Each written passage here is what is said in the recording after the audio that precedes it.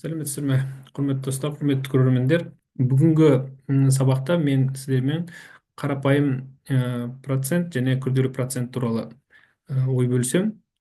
Мысалы, қараңыздар, бізде өткен дәрісте біз қарастырған 1 миллион теңге ақшамыз бар. Егер сол 1 миллион теңге ақшамызды 3 жылға 17%-бен мысалы жинайтын болсақ, қандай да бір жерге инвестиция жасасақ, 17% жыл сайын түсіп тұратындай.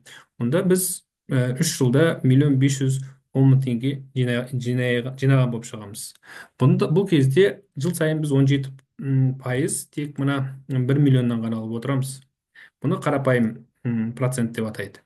Ал енді осымен қатар біз осы 1 миллион ақшамызды 3 жылға жыл сайын 17%-бен салуға болады инвестиция.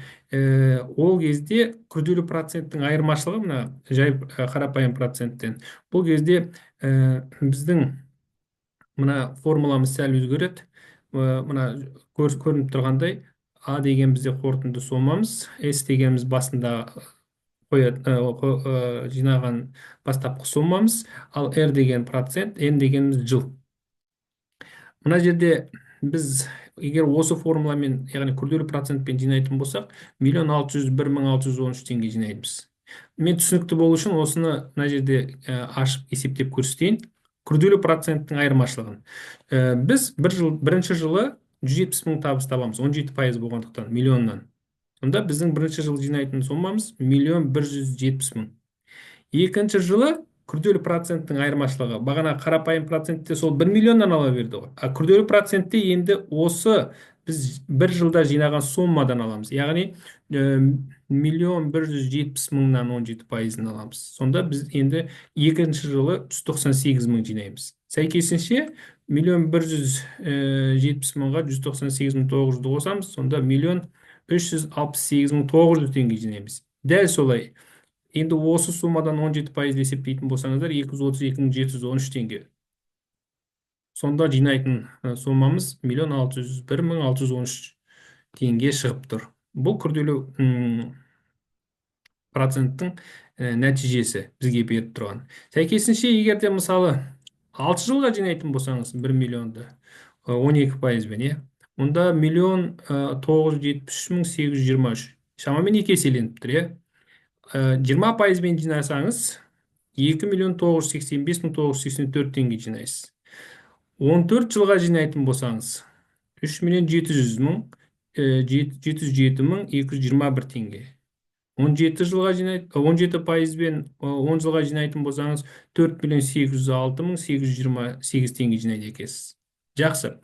Егер сіз 1 миллион емес 2 миллион салсаңыз 10 жылға 14%-бен, онда 7.414.443 теңге жинайсыз.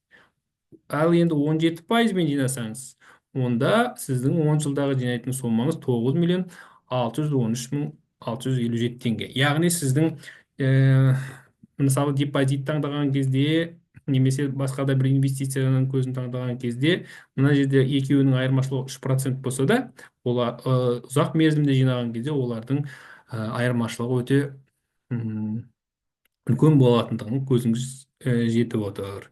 Енді бұл жерде тағы да неге назар аудару керек? Мысалы, көбінекей салымшылар немесе осындай қандай да бір өзінің табысын ұлғайтқан кезде кісілерге не керек? Кісілер мынадай сұраққа жауап бергісі келеді. Мен осы салған сомамды қанша уақытта 2 еселей алам деген сұраққа жауап бергісі келеді. Міне соған байланысты міне мен мына жерде есептедім. Сұрақ: табысты қанша жылда 2 еселеуге болады деген сұраққа, яғни сіздің мына А деген қорытынды сумаңыз бастапқы сумадан 2 еселену керек, яғни 2 ес болу керек. Міне осыдан егер де сіз енді тапсаңыз, сіз жылын тапқанмен пара-парсыз. Міне ес пен ес мына жақтан екі жағынан бізде бірдей болғандықтан қысқарады да мына түрге келеді теңдеуіміз. Енді бұл өрнектің екі жағынан да логарифм алу керек. Енді табу үшін логарифм 1 қосылған r бөлінген 100 негізде. Сонда біз міне n деген жылымызды тауып аламыз, қанша уақытта еселейтінімізді. Міне логарифмнің бір қолданысы міне осы жерде. Енді сіздерге мен бұны есептеп көрсетейін Maple деген программада.